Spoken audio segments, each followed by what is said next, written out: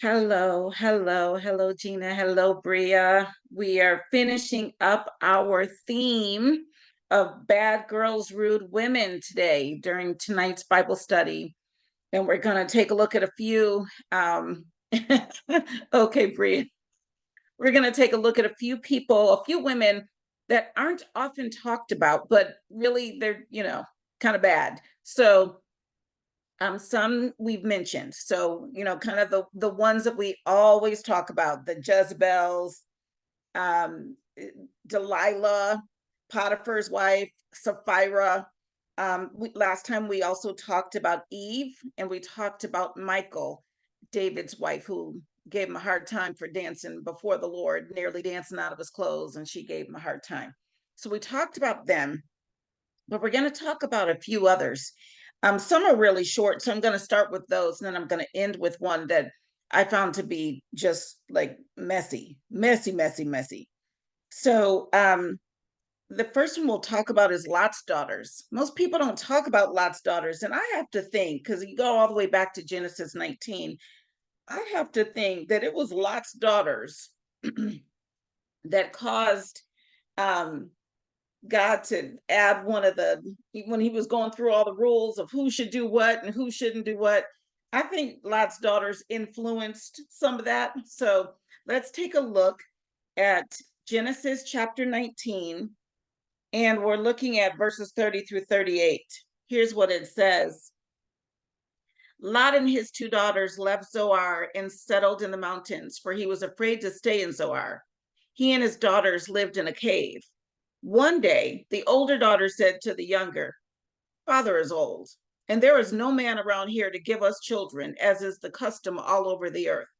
Let's get our father to drink wine and then sleep with him and preserve our family line through our father."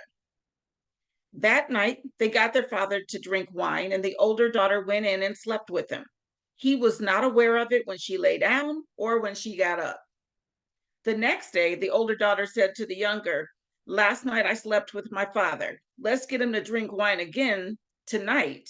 And you go in and sleep with him so we can preserve our family line through our father." So they got their father to drink wine that night also. And the younger daughter went in and slept with him. Again, he was not aware of it when she lay down or when she got up. So both of Lot's daughters became pregnant by their father. The older daughter had a son and she named him Moab. He is the father of the Moabites of today. The younger daughter also had a son and she named him Ben Ami. He is the father of the Ammonites of today. Excuse me, guys. So, what's interesting about this, again, I believe that when God was like, "Here's who you're not supposed to sleep with," it's because of them, because of Lot's daughters doing the most. Excuse me while I drink some water. And so I will say this, if they didn't think it was wrong, they wouldn't have gotten him drunk first, right? Like if they thought, "Oh, we need to preserve our family line. If we just tell him what we need, he'll service us properly." No, they knew that. They knew they were wrong. They knew they were wrong. So they got him drunk. He didn't remember it, wondering where he thought them babies came from, since they said there were no men around. I'm not going to go there. That's a whole other backstory I can write later. But anyway, Lot's daughters go on the list of bad girls, rude women. They were bad girls. So that's Lot's daughters. Then I got to mention Rebekah. Go to chapter 27. And y'all know the story. Jacob and Esau were twins. Esau came out first, but Jacob was holding his heel. And Esau was supposed to get their father's blessing, the birthright, all the things. So Isaac was married to Rebekah, and Isaac liked Esau a little better, like they bonded. And Rebekah liked Jacob a little better. They bonded. He helped in the kitchen and did all of that, while Esau was a hunter. He was out there with the wild game doing all of that. So first of all, parents shouldn't have favorites. And even if you do, you should never let them know. But it was very clear that that was the case. So look at chapter 27, verse 1. When Isaac was old and his eyes were so weak that he could no longer see, he called for Esau, his older son, and said to him, "My son." "Here I am," he answered. Isaac said, "I am now an old man and don't know the day of my death. Now then, get your equipment, your quiver and bow, and go out to the open country to hunt some wild game for me. Prepare me the kind of tasty food I like and bring it to me to eat, so that I may give you my blessing before I die." Now, Rebekah was ear hustling, it says. Actually, it says she was listening, but we know what happened. Here she is ear hustling as Isaac spoke to his son Esau. When Esau left for the open country to hunt game and bring it back, Rebekah said to her son Jacob, "Look, I overheard your father say to your brother Esau, 'Bring me some game and prepare me some tasty food to eat so that I may give you my blessing in the presence of the Lord before I die.' Now, my son, listen carefully and do what I tell you." And then she prepares. I'm not even going to keep going. I'm going to stop there at verse 8 because we know how the story goes. She told him, "Go get an animal. I'm going to cook it up. I'm going to prepare that tasty food. Then I'm going to dress you in some of your brother's clothing." So, and, so because he's like, "But my brother's a hairy man. I'm not hairy." "Oh, I got you. I'm going to do the whole thing, put you in a costume. You're going to smell like him. You're going to have the tasty food. Your voice might not sound like his, but don't worry. Once he touches you and smells you, he's going to think you're Esau. You're going to get the blessing." Mama set it up. And it ended up with Jacob having to flee because Esau was like, "Oh, I'm a killer." Rebekah was messy, and she caused mess between her kids. And nothing about that is good. Pits one kid against the other. Like it's what you're not supposed to do. You're really not supposed to do that. And we see, I mean, this goes on, and he's afraid of him, and he's like, there's so much that goes on. And even just that mindset of lying and all of that, Jacob takes that on and does that with his wives and steals them away from the Laban and that generational piece of lying to family members, taking stuff.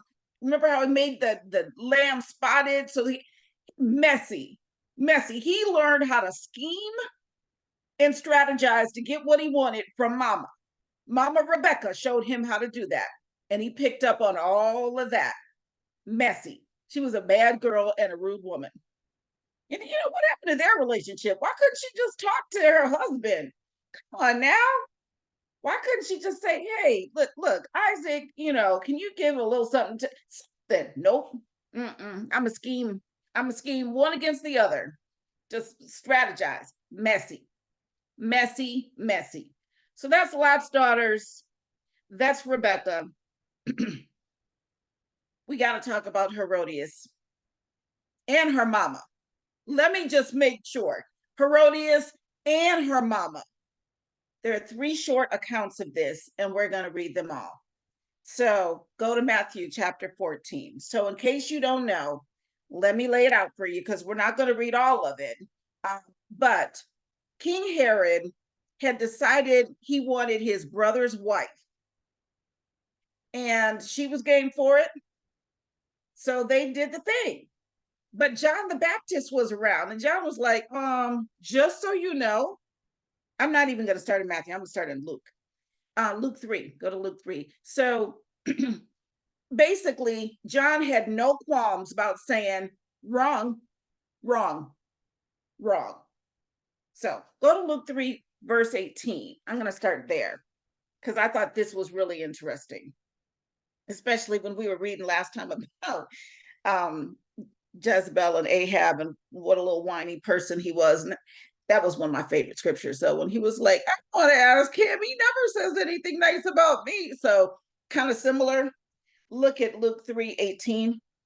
And with many other words, John exhorted the people and proclaimed the good news to them.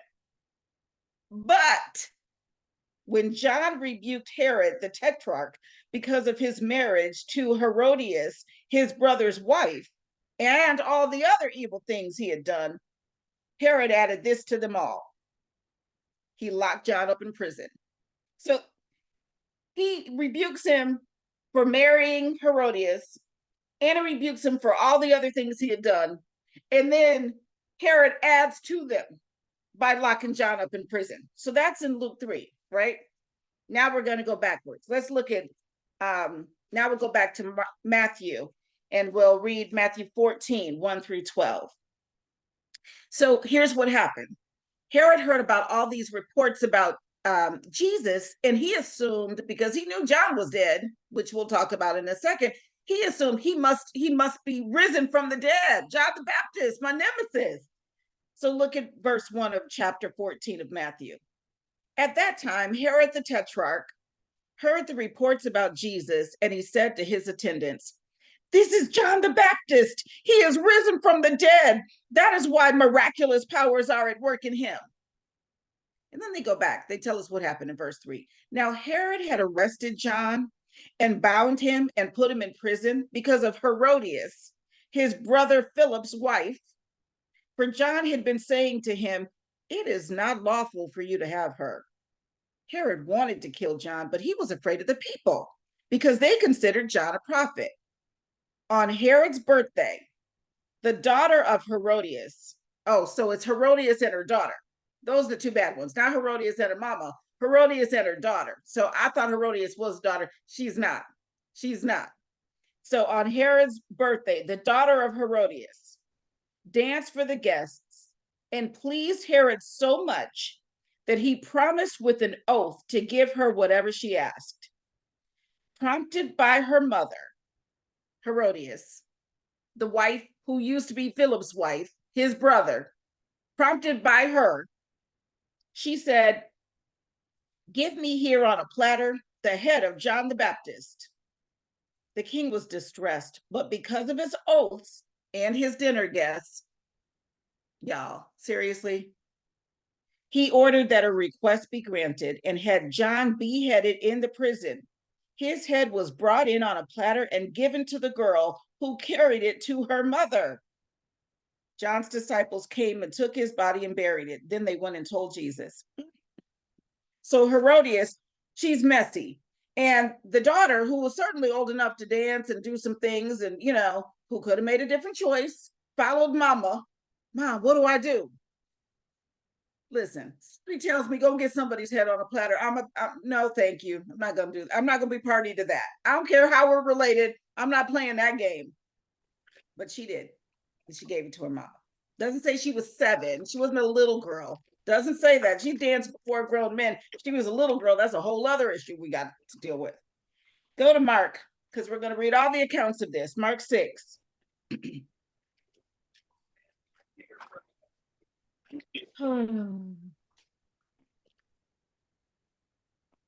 Start at verse 16. This is still going on where Herod thinks that Jesus is John the Baptist raised from the dead.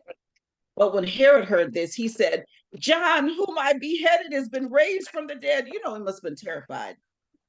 For Herod himself had given orders to have John arrested, and he had him bound and put in prison. He did this because of Herodias, his brother Philip's wife, whom he had married. For John had been saying to Herod, "It is not lawful for you to have your brother's wife." So Herodias nursed a grudge. She nursed a grudge against John and wanted to kill him. But she was not able to, because Herod feared John and protected him, knowing him to be a righteous and holy man. I tell you what, women will make a good man do. I mean, I'm not saying it was all that good, but it is just interesting. You know, we talked about Eve last time. When Herod heard John, he was greatly puzzled, yet he liked to listen to him. Finally, the opportune time came. On his birthday, Herod gave a banquet for his high officials and military commanders and the leading men of Galilee. When the daughter of Herodias came in and danced, she pleased Herod and his dinner guests. Again, you got to assume she's grown.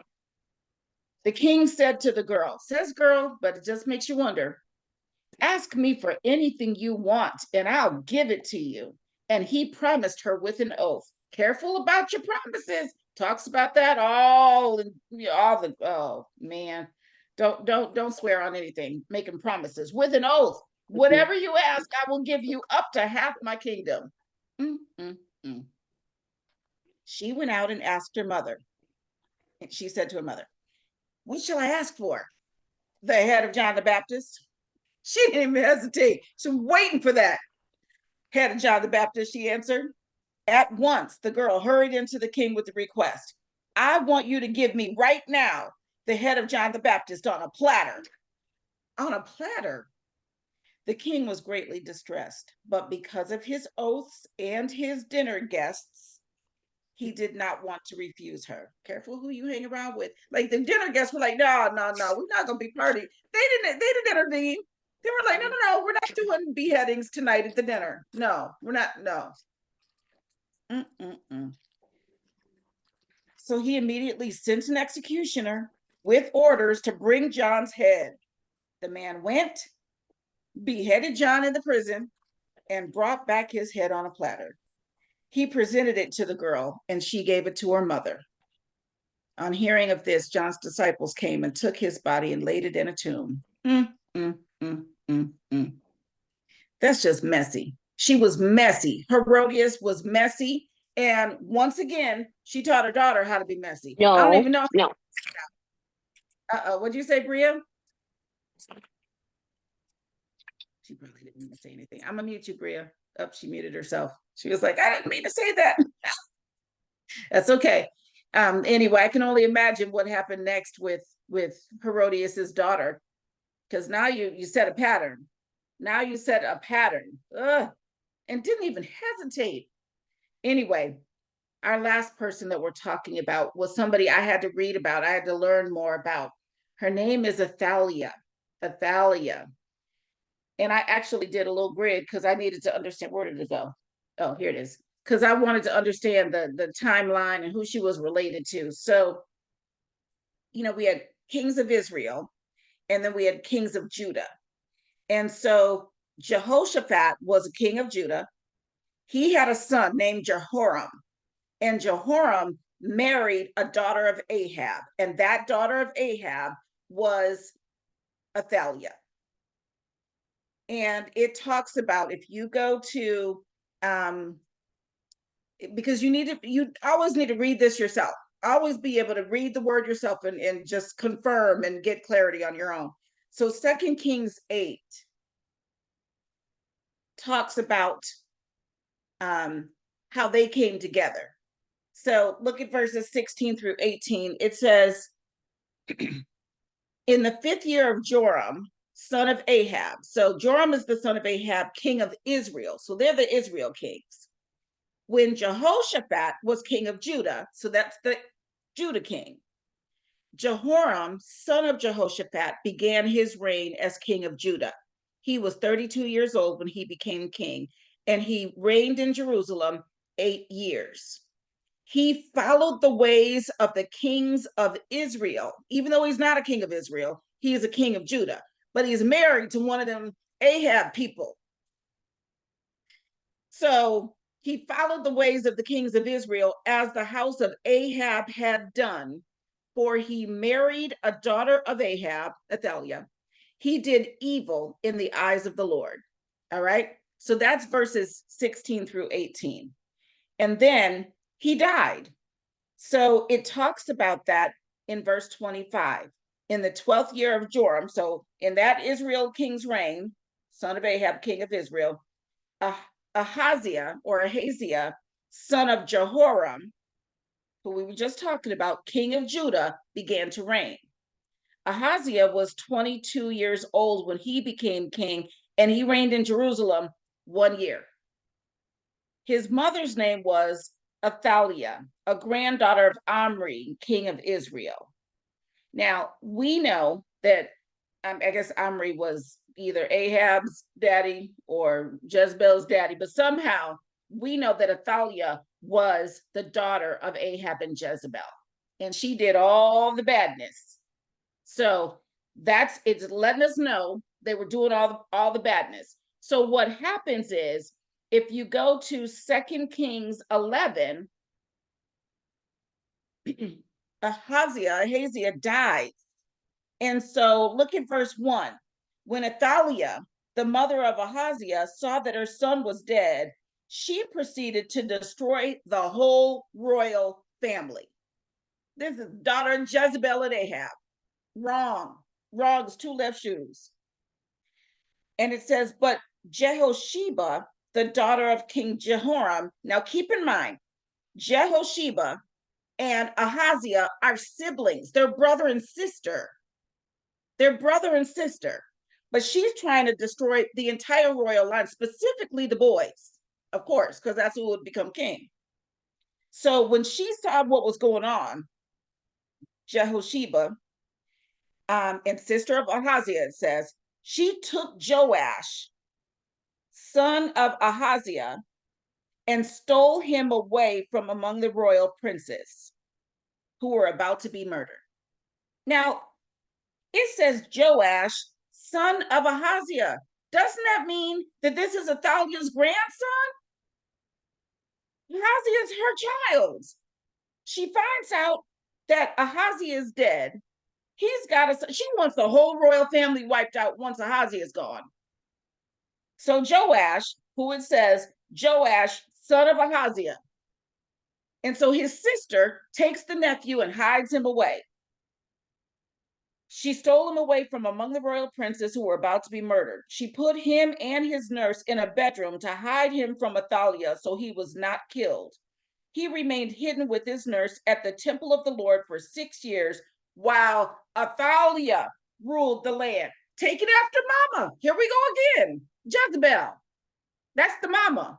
So here's Athaliah about to kill her own grandson just so she could rule. Messy, messy, messy. Anyway, it didn't work out. So if you turn, you will see that basically Jehoiada is a prophet of the Lord. And in the 7th year, he decided it's time for Joash to take his rightful place as king. So look at verse 12 in that same chapter, 2 Kings 11. Jehoiada brought out the king's son, and put the crown on him. He presented him with a copy of the covenant and proclaimed him king. They anointed him, and the people clapped their hands and shouted, "Live the king!" When Athaliah, in verse 13, heard the noise made by the guards and the people, she went to the people at the temple of the Lord. She looked, and there was the king standing by the pillar as the custom was.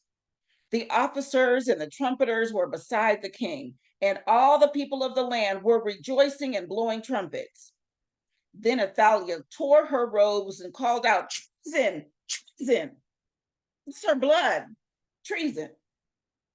Jehoiada the priest ordered the commanders of units of 100 who were in charge of the troops, "Bring her out between the ranks and put to the sword anyone who follows her." For the priest had said, she must not be put to death in the temple of the Lord. So they seized her as she reached the place, past the temple, where the horses enter the palace grounds, and there she was put to death. There's also an account of this in 2 Chronicles in chapter 22 and 23. You can read about the whole thing there as well. So that's something to mark your Bibles and read those later, because it gives the exact same account. She up there calling treason after she tried to have her grandson killed because she wanted the whole royal family, any men in the line, killed. And then she ruled for 6 years while the little boy was, growing up and thankfully hidden by his aunt. I can't even believe she was going to kill her grandson. But look, you look at Rebekah with Jacob and Esau, sometimes they don't care about one of their kids. They just don't care. So then she didn't care about the grandson. She got to rule. I don't understand it. I really don't. I really, really don't. But those are some bad women. So bad girls, rude women, those are some bad women. The last thing I said I was going to mention, and I'm not going to read these, but I want to make sure I reference the scriptures. Rahab, who is often considered a bad girl of the Bible, she was a prostitute, but she helped hide the Israelites. So that account is in Joshua 2. So read Joshua 2. And Jael, I got to read a little bit about Jael, because Jael, that's a deep one. So I got to read a little bit. It's only 6 verses. Um, this is when you're reading about the account of Deborah and things like that. So go to Judges chapter 4. I have to read that one. Gina and I read this recently too, and it's really intense. But it's Judges chapter 4, verses 16 through 22. Barak pursued the chariots and army as far as Harosheth Hagoyim, and all Sisera's troops fell by the sword. Not a man was left. Sisera, meanwhile, fled on foot to the tent of Jael, the wife of Heber, the Kenite, because there was an alliance between Jabin, king of Hazor, and the family of Heber, the Kenite. Jael went out to meet Sisera and said to him, "Come, my lord, come right in." Oh boy. What's that? Something coming to my parlor, said the spider to the fly. Basically. Jean, you know that classic. I don't remember what it's called, but you know what it is. "Come, my lord, come right in. Don't be afraid." So he entered her tent and she covered him with a blanket. "I'm thirsty," he said. "Please give me some water." She opened a skin of milk, gave him a drink, and covered him up. "Stand in the doorway of the tent," he told her. "If someone comes by and asks you, 'Is anyone in there?' say no." But Jael, Heber's wife, picked up a tent peg and a hammer and went quietly to him while he lay fast asleep, exhausted. She drove the peg through his temple into the ground, and he died. Just then, Barak came by in pursuit of Sisera, and Jael went out to meet him. "Come," she said, "I will show you the man you're looking for." So he went in with her, and there lay Sisera with the tent peg through his temple, dead. That's Jael. She's listed as one of the bad girls at times in the Bible. She did what God had told her to do. They reference it later that would you have, there are accounts of it that say, would you have been bold enough to do what was necessary in that situation? And on the one hand, you put our babies on the line. For some of us mothers, not Rebekah, certainly not Athaliah, but you put our babies on the line. Sure, I will nail somebody's head with a peg. I will do it. You mess with my child, yep, that's what's going to happen. Have to protect one of my own. But just knowing that some people are built for it. Jael was. She was like, "Come on in, don't be afraid." Anyway, that ends our study of bad girls and rude women, and we talked about a lot of them, but I wanted to make sure that I had a chance to talk about some of those rarely talked about people: Athaliah, Lot's daughters, Herodias, and her unnamed daughter who liked to dance and ask for people's head on a platter, and Rebekah. And then I had to mention Rahab, who was a prostitute but did good, and Jael, who was bad as acid. Anyway, I'm gonna bring my sisters on the screen and find out. Gina's got her godfather cat on her lap right now, looking like Jael over there. But I wanted to find out how many of these maybe were new to you. Any of these stories, any of these accounts, did you know about all of them? I knew about them. You knew them all? Mm. Yeah. I had a couple of things that I wanted to say about Athaliah, as well as about Herodias and her daughter. So starting with Herodias's daughter, what always struck me about that is the fact that if she's being called Herodias's daughter, and we're only told that Herodias was married to his brother, then that means that's his niece who's dancing in front of them, who is pleasing him so well and his guests that he's giving her whatever she wants. So that's already nasty. It's already nasty because it's either his child or his brother's child. Right. Those Exactly. are the two options, right? Nasty. Right. Nasty. And I was just like, wait. I said, because they keep calling her Herodias' daughter. If she only had two men who were brothers, that means he's related to her either way. He's related either daughter, way. It's his daughter or his niece. Lecherous. So it's nasty. What do you want? Up to half my kingdom, baby. I give it to you. Gross, Uncle. Nasty. Nasty. That's Gross. that's. I don't like Uncle Harriet. I don't. I don't like the hair either. No. Yes, I don't like him. He's that uncle, that He's lecherous that uncle uncle. that everybody talks about. He's that uncle. The He's the molester uncle. original. He's the original nasty uncle. He is it. Oh, messy. and then going to Athaliah, when you were talking about it being her grandson, and just because of being interested in royal families and things like that, basically because her son was dead, she's no longer the queen mother. Right. So Joash, who she wanted to kill, his mother would have been queen mother, which is why she was trying to take everybody out so that she would be in charge.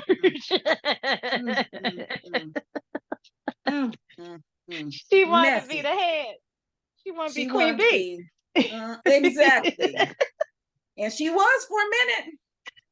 She 6 was years for a is a minute, long but time. right, 6 6 years years is a long time. Yeah. But do not be fooled. God will not be mocked. Amen. We know what it says. Amen. Anyway. Oh, Yes. messy. Messy. Yeah, you're right. She would have had to give up her role as queen mother, and she was not doing it. She was Jezebel's daughter. She Jezebel ran things with Ahab. She ran things. So no way was Athaliah about to give up her scepter of power. Nope. And we don't know how her son was killed, right? We do. We do. It does say. I didn't read about it, but it one of them.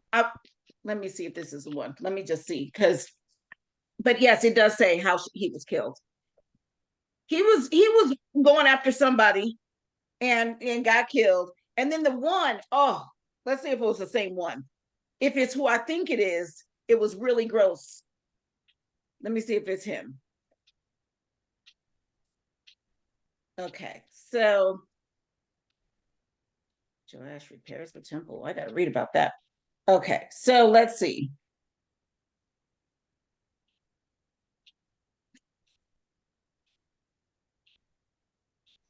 Yeah, he then went in search of Ahaziah, and his men captured him while he was hiding in Samaria. He was brought to Jehu and put to death.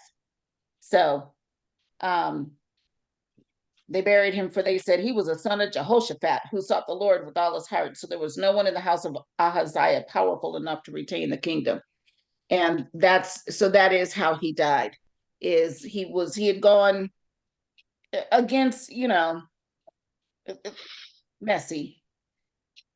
So remember when we read about Jehu with the whole Ahab thing, and Jehu with Ahab and the other, he came after them, and they were like, oh, he's going to kill us, and they tried to get away. It was that same situation, all of that messy mess as well. But one of them, I want to say it was Jehoram.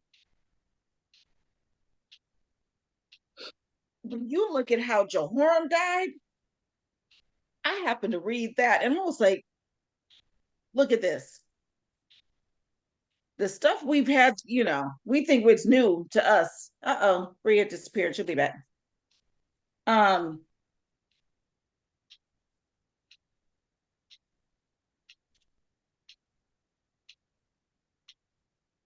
Where is it?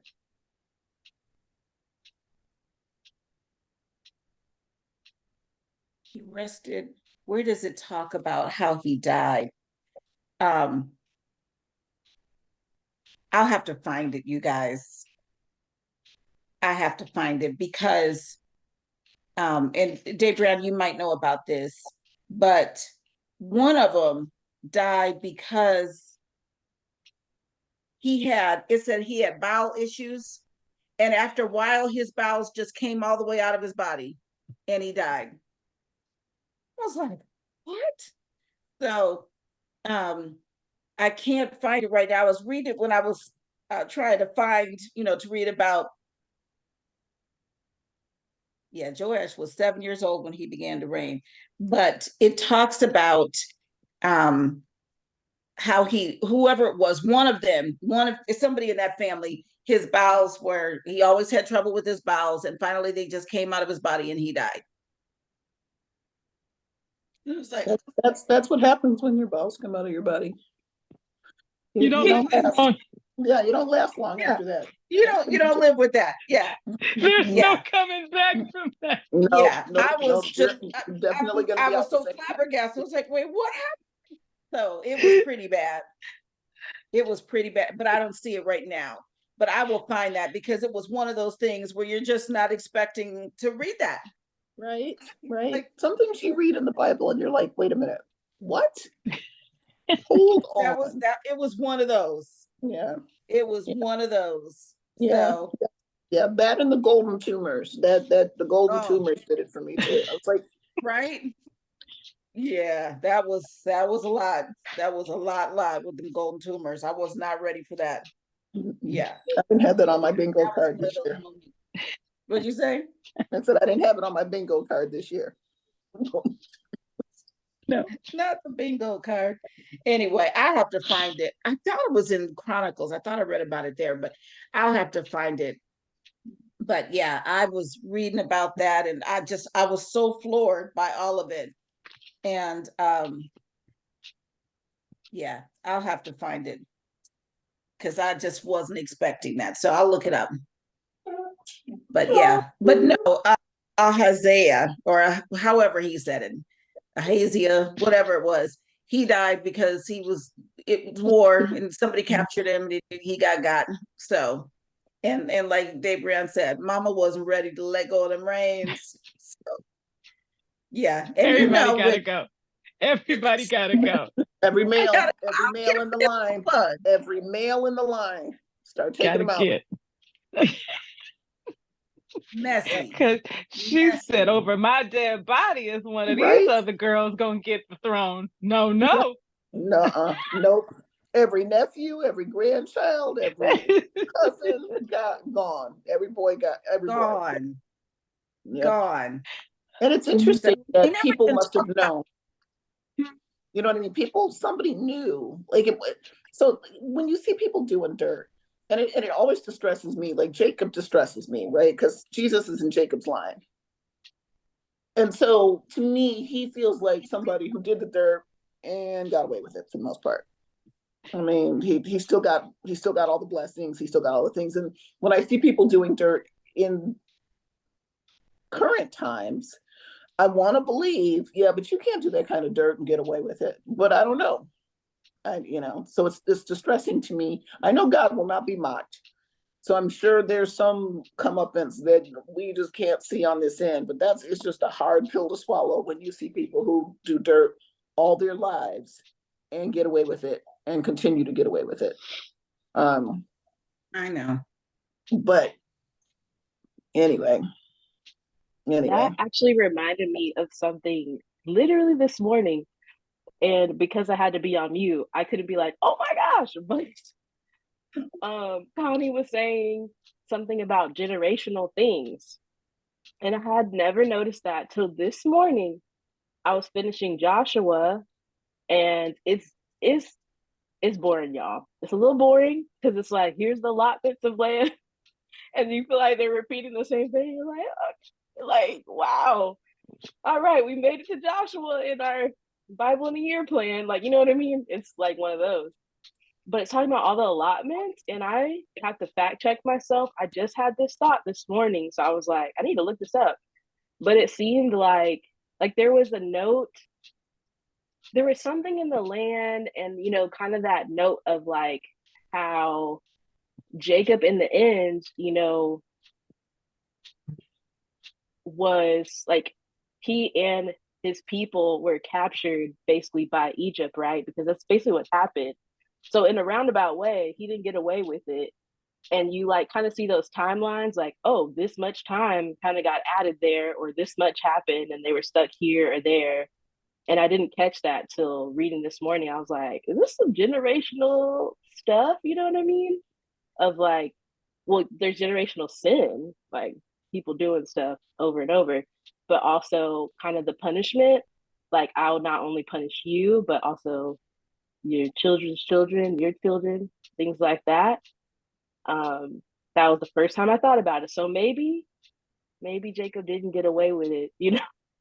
Maybe there was something that we're just not noticing with how his life went in some ways. I mean, or just think about how long it took him to get like the wrong wife and then get the second wife, and it's still like, you know, all of that too. So I was just thinking about that this morning.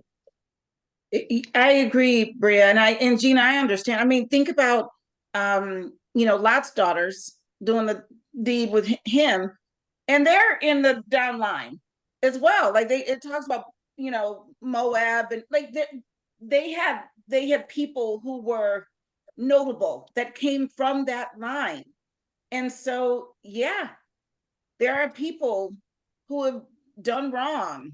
Yeah, I know exactly. Exactly, Bria. I totally get you. It's God's grace, but I don't doubt that there's an accounting for whatever they did.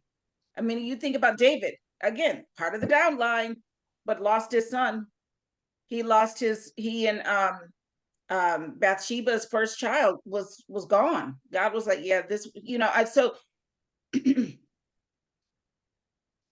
I just wonder, in terms of that, Jacob, even if he had not stolen his brother's birthright, if God had intended for it to be, because he told them while they were still in the womb that the older would serve the younger. So God already knew that. Him sinning didn't change what God had already ordained, but he had to answer for that sin. He still had to answer for that sin.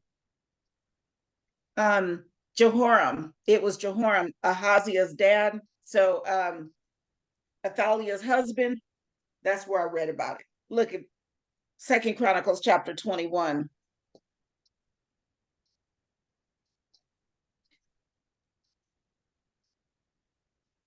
Verse 16, I'll start there. The Lord aroused against Jehoram the hostility of the Philistines and of the Arabs who lived near the Cushites. They attacked Judah, invaded it, and carried off all the goods found in the king's palace, together with his sons and wives. Not a son was left to him except Ahaziah, the youngest. After all this, the Lord afflicted Jehoram with an incurable disease of the bowels. In the course of time, at the end of the second year, his bowels came out because of the disease, and he died in great pain. His people made no funeral fire in his honor as they had for his predecessors. He got no honor, him and his bowels. They got no honor. And it says, verse 20, Jehoram was 32 years old when he became king, and he reigned in Jerusalem 8 years. He passed away to no one's regret and was buried in the city of David, but not in the tombs of the kings. That was so shady. It was so shady. To no one's regret. They put that in the Bible. Didn't nobody miss him. And he didn't get to be with the kings. So, yeah. It says in King James Version, it says he departed without being desired. Dang. Jehoram, that was Ahaziah's dad. And Ahaziah got to reign 1 year before Mama took over and reigned 6 years. And then the 7-year-old Joash became king. It's something. It's something. But Gina, I agree. I know. When we read the gifts and callings of God are without repentance, I always think there are times when God has a plan for us and we can cut up and ignore him and do all the things and use our gifts for evil instead of for good. And yet he put it in our DNA when he made us. Like, this is what your purpose is, though. So you done cut up and you're going to have to deal with me on that. But this is still part of what I created you for. So it's still going to happen because I decided it would. That's the only way I can think about it. So it's not that they got blessed even though they were evil. Exactly. It's he had a purpose for them, and then they did evil, and the purpose was still fulfilled. And the evil they did, they have to give an account of that. That's how I look at it. And any of you pastors out there watching my Bible study, because I know you do, I hear about it, you can weigh in on this, because we need answers. So we'd love to hear from you as well. That would be great, because it doesn't quite jibe with knowing a tree by its fruit. I mean, that doesn't quite work two together. But yeah, anyway, none of us get it exactly right, but it is hard to see people who go for wrong and succeed with it. Seem to, at least on this earthly plane, they seem to succeed going for wrong. I mean, then you see some of them get, Vows come out. Exactly. They die unmourned and in great pain. That's how they die. Yeah, unmourned. Didn't nobody care. I would say, Jean, Psalm 37 and Psalm 73, if both of those, let me read something in Psalm 37. It's one of my favorites because I've struggled with this before too. Do not fret because of those who are evil, or be envious of those who do wrong. For like the grass, they will soon wither. Like green plants, they will soon die away. Trust in the Lord and do good. Dwell in the land and enjoy safe pasture. Take delight in the Lord, and he will give you the desires of your heart. And it says in verse 7, be still before the Lord and wait patiently for him. Do not fret when people succeed in their ways, when they carry out their wicked schemes. Verse 9, for those who are evil will be destroyed, but those who hope in the Lord will inherit the land. A little while, and the wicked will be no more. Though you look for them, they will not be found. And it goes on, and I've needed, like verse 35, I have seen a wicked and ruthless man flourishing like a luxuriant native tree, but he soon passed away and was no more. Though I looked for him, he could not be found.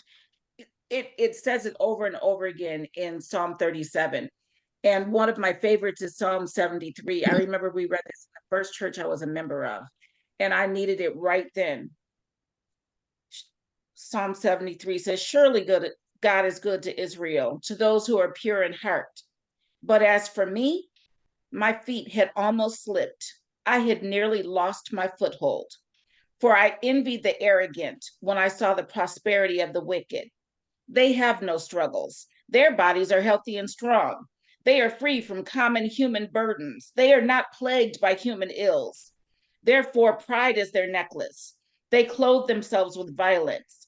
From their callous hearts come iniquity. Their evil imaginations have no limits.